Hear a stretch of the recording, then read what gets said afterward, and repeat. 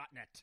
We are joined by LindsayFerrisMartin. She is a social media maven. Well, you're a consultant, and you've certainly done a heck of a job with that. But also, you're doing a heck of a job as a mom, because I've noticed on social media you're taking your daughter Ferris to a lot of places lately. Took her to a water park. You took her to Nickelodeon Universe. But anyway, it's good for kids. Particularly, is she 10 or 11 now? She is 10. Okay. No, I'm sorry, she's 9. Trust me, I got 5 kids. You should actually do a little better job of knowing. I have 5 kids, and you have 1 to worry about with age. But I mean, when I saw that, I thought I'd like to talk to you, because a lot of people out there, a lot of listeners have kids, and their kids like them have been cooped up. And what is it doing for her mental state, as well as yours, to finally start getting out and having some sense of normalcy? I got to figure it's a good thing. It really is.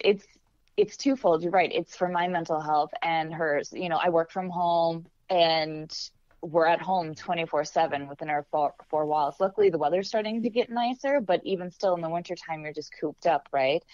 And Ferris has been lucky. She's been able to go to school and see her friends, but that's just it. Like, once she goes to school, she comes home and she's home. You know, we live in downtown St. Paul, so we have our issues with safety. So she can't just go roaming for, you know, around all over outside at the parks by herself. Her friends are isolated still, you know, quite a few of them in the neighborhood. And so it's lonely for her. And she is an only child. She doesn't have a sibling to play with. And as things are starting to open up, I feel comfortable bringing her places. And it really does add to her mental health too. New stimulation, new activities, you know, and just being a kid without the stress and the heaviness of everything that has been put on our plate this year. Well, and I've noticed, because we have horses, so that for my 11-year-old, that has been a great outlet for her. So yeah. I mean, that, and we have, you know, there's a number of kids who have started or taking lessons with my daughter, and you could tell how happy they are just to, you know, to be in the ring and to ride a horse. Because for little girls, I don't know what it is with little boys aren't the same. I guess maybe they like trucks, but little girls love horses. Were you like that as a kid? Oh yeah, they do.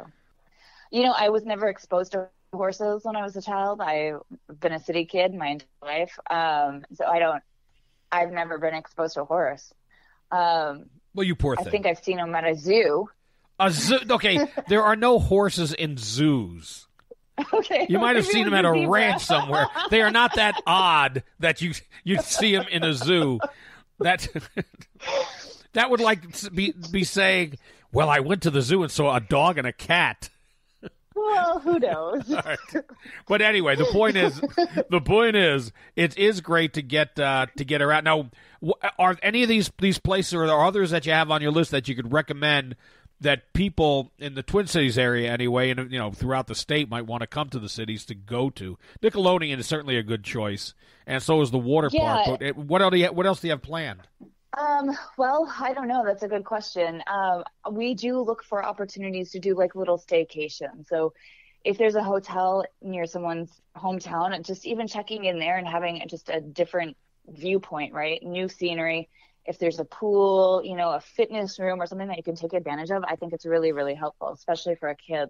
You know, it's not just being in the same place all the time and being isolated in the same place over the last year, like our homes, right? Yep. But also the mental health. Like, I'm stressed out when I'm home because I work from home, and then we have, you know, we're talking about moving and we're packing up and all the stresses that live in the four walls of home, and then having a child who has to bear that extra stress and then has no place to go, you know, to be free and just to get away from it all.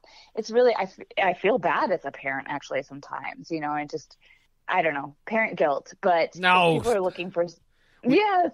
Okay, every parent gets that in some form. But it's heavy now, you know, it really is heavy. When we look at, like, I have to be cognizant of news being on in the house with her, right? You know, she's stuck in this house, but then what is she hearing? And the news is a mess right now, especially here in the Twin Cities, right? With the Derek Chauvin trial going on, with the increased safety issues in our cities and gun violence and everything else. It's absolutely insane. All the public shootings that are going on, like trying to shelter her from that. That's a great in the point. place that she has to be confined to. Yep. It's really heavy. So if we can get away from the TV